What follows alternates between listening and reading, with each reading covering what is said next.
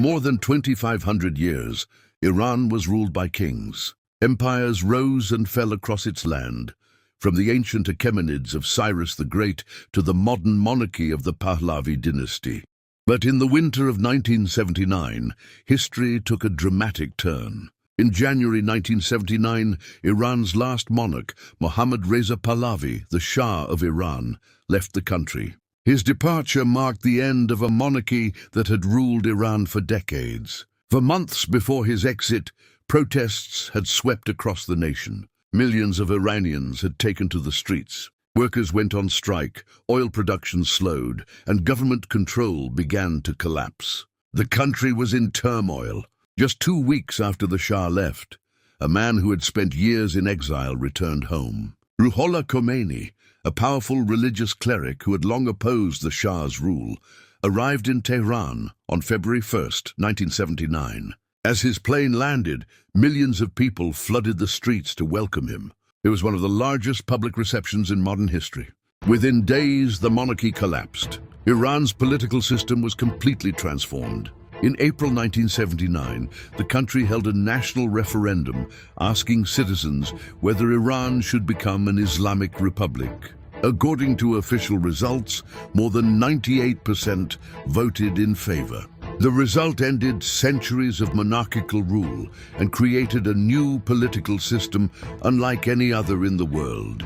The new government combined elements of a republic with religious authority. At its center stood a powerful figure known as the Supreme Leader. This leader would have ultimate authority over the country's military, judiciary, and key political decisions. The first person to hold this position was Ayatollah Khomeini.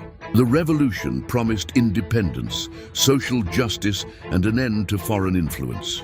Many Iranians believed they were reclaiming control over their country after decades of outside involvement in their politics. But the new republic quickly found itself facing a major international crisis. In November 1979, a group of Iranian students stormed the United States Embassy in Tehran. They accused the United States of interfering in Iran's affairs, particularly for its past support of the Shah.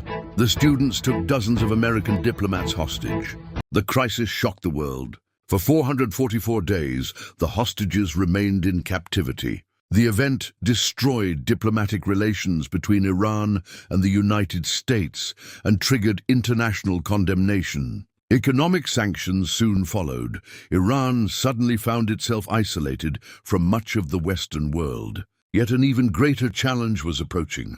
In September 1980, neighboring Iraq launched a full-scale invasion of Iran. The Iraqi leader, Saddam Hussein, believed Iran was weakened by revolution and political instability. He hoped to seize disputed territory and expand his influence in the region. Instead, the invasion ignited one of the longest and bloodiest wars of the late 20th century.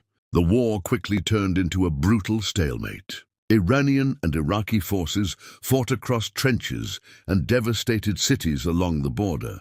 Missile attacks struck major population centers. Chemical weapons were used by Iraqi forces during parts of the conflict, adding another layer of horror to the battlefield. For many Iranians, the war became a struggle for national survival.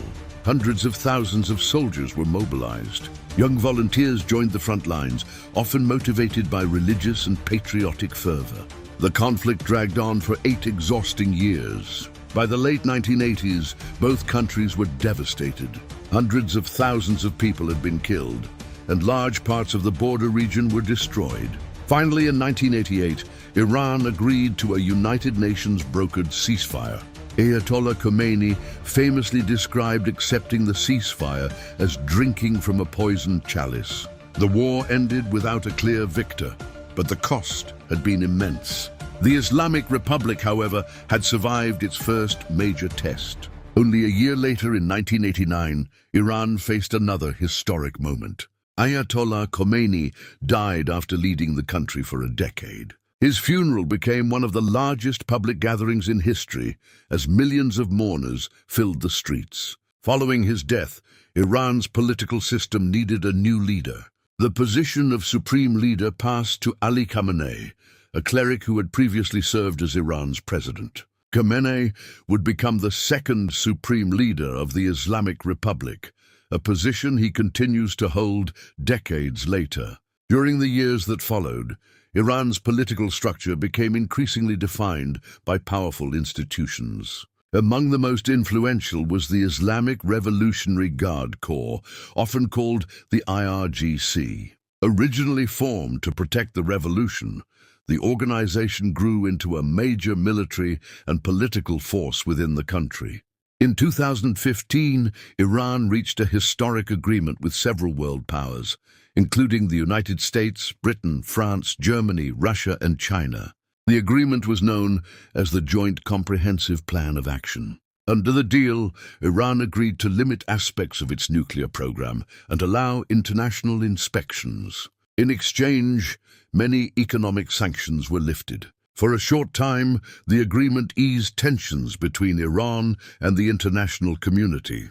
Trade began to recover, and parts of the Iranian economy reopened to the world. However, the agreement faced political opposition, especially in the United States. In 2018, the United States government withdrew from the nuclear deal and reinstated heavy sanctions on Iran.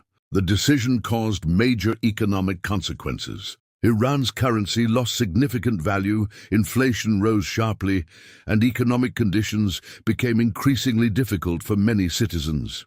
As economic pressure grew, public frustration also increased.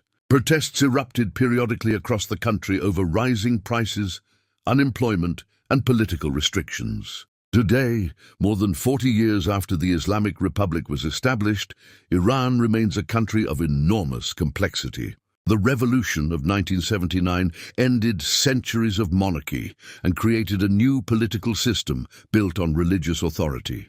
For some Iranians, that revolution represented independence and resistance against foreign influence. For others, it marked the beginning of decades of political restriction and economic struggle. And as the 21st century unfolds, the next chapter of Iran's history is still being written.